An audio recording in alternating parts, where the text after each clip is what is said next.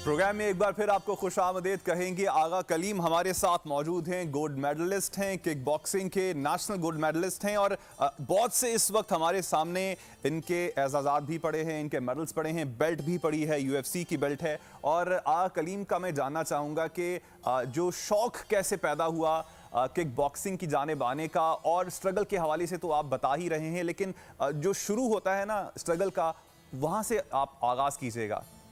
बिल्कुल, अगर मैं शुरू से बात करूँ तो मैं लड़ता बहुत है गलियों मोहल्लों में। मैं डेली पढ़ाई करता रहा स्कूलों में। तो जब मैंने देखा यार इधर एक आपके लिए एक अच्छा स्पोर्ट बना हुआ है, एक अच्छा गेम बना हुआ है, तो आप यहाँ जाए, लोगों को मारे, यहाँ सीखे, इसमें कोई वो भी नहीं है इतना अपना दिली ख्वाहिश पूरी करे। जो मैंने पहली फाइट की, मुझे मार पड़ी पहली फाइट में, मैं जो है उसमें हार गया। उसके बाद जो है मेरी दूसरी फाइट हुई उसी बंदे के साथ। तो मैंने कहा सर वो बंदा आया उसी के साथ मेरी फाइट रखवाओ, उसको मैंने इस बार मारना है, मैं ट्रेनिंग में हूँ। तो सर ने इस बार दोबारा मेरी फाइट रखी, उसको मैंने बीट किया।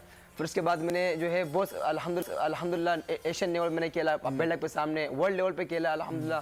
वो मैं 2 दिन पहले विन करके आया थाईलैंड बैंकॉक से।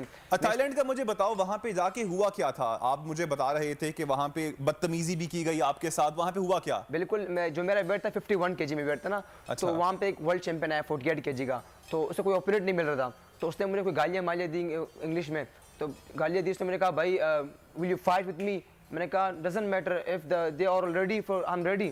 तो उसने कहा, उसने फाइट अरेंज करवाई। तो मैं फेस पे खड़ा हुआ, उसने मुझे धक्के मक्के मारे, गालियाँ वाली दी। अब मैं उस पर हाथ उठा नहीं सकता था क्योंकि मैं बैंड हो जाता कि हम लोग फिर टीम में पूरी नहीं आई, तो इसके बाद हम लोग कुछ और करते तो फिर छोड़ते नहीं हमें। तज़हीक का निशाना भी बनाया गया आपको। तो मैंने कहा इंशाल्लाह विल सी इन रिंग, वहाँ बात करेंगे। जब फाइट स्टार्ट हुआ अल्हम्दुलिल्लाह, उसने मुझे किक की मारी है। मैं स्टार्ट हुआ पहले राउंड से, आखिरी राउंड उसको मैंने मारता गया और उसको मैंने नॉकआउट कर दिया। फिर उसको मैंने ग्लव्स उतार के पहन के मैंने कहा this is the power of Pakistan, you don't know.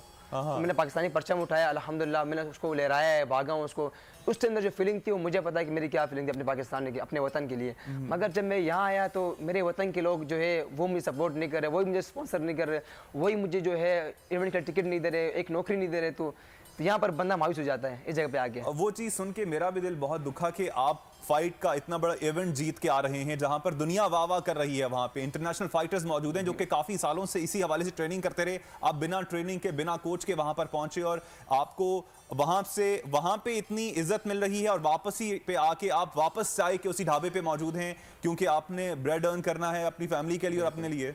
Sir ये मसला है। मैंने कहा जब मैं वहाँ से लड़के आया तो जैसे मैंने सर सुबह यहाँ लैंडिंग की थी और शाम को दोपहर कॉन्फ्रेंस की, रात को दोबारा मैं चाय के होटल में खड़ा हुआ। मैंने कहा कोई ऐसा बंदा आएगा शायद मुझे कहेगा, कोई अनाउंसमेंट कर देगा, जो मौजूदा हुकूमत है शायद वो मेरे लिए ऐलान कर दे कि हम आपको एक नौकरी दे रहे ताकि आप ये काम छोड़कर सारा तवज्जो स्पोर्ट को दें और अपनी जो है स्पोर्ट को जारी रख सके पाकिस्तान के लिए, और जो है इसी तरह जो है मेडल जीतते रहे। तो इतनी सी रिक्वेस्ट है कि हमें सपोर्ट करें, खुदारा सारा जो है स्पोर्ट आप क्रिकेट को ना दें। स्पीड के इसके अलावा भी ज़िंदगी है, बहुत सारे स्पोर्ट्स है, ना कि जो सिर्फ किक बॉक्सिंग है और सारे बेंटम बैट है, अपने सारे बहुत सारे स्पोर्ट्स और भी, फुटबॉल भी है, इनको भी सपोर्ट करें। इसमें पाकिस्तान के लोग बहुत ऐसे लोग हैं, अच्छे लोग हैं। हमारे इलाके में ऐसे प्लेयर मौजूद है जो इंटरनेशनल लेवल पे खेल चुके हैं, मगर आज वो मंशा का शिकार है। क्यों? उनको सपोर्ट नहीं है।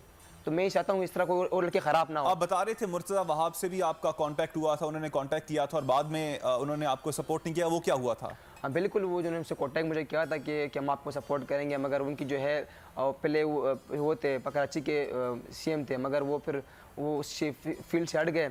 उन्होंने कहा कि यार जो उनसे मेरा रब्ता हुआ था, जो पिए थे, उन्होंने कहा वो से हट गए, तो अब वो जो है वो नहीं रहे उसमें, जो है ना उस लेवल पर नहीं रहे। तो मैंने कहा खुदारा कोई ऐसे कुछ कर दे कि हमें उससे वो नौकरी मिल जाए। तो अभी दोबारा मैं यही करूँगा, जो अभी वज़ीर जो है कराची के जो वो जो है मुझे सपोर्ट करे, मुझे मेरे ट्रेनिंग के हवाले से बताइए, ट्रेनिंग करते कैसे हैं वहाँ पर और अपनी डाइट का ख्याल कैसे करते हैं, और डाइट के बिना फिर आपने अपने आप को मेंटेन रखना होता है, वो कैसे कर लेते हैं? अगर ट्रेनिंग की बात की जाए, जो इस इवेंट के लिए मैं जा रहा था ना, इस इवेंट के लिए 4 से लेकर शाम रात 12 तक मैं ट्रेनिंग करता रहा। अच्छा।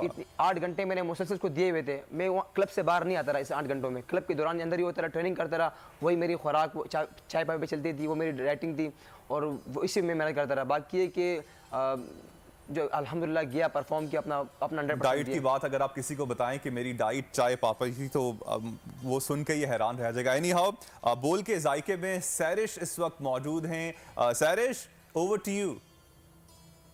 बोल के जायके इज प्रेजेंटेड बाय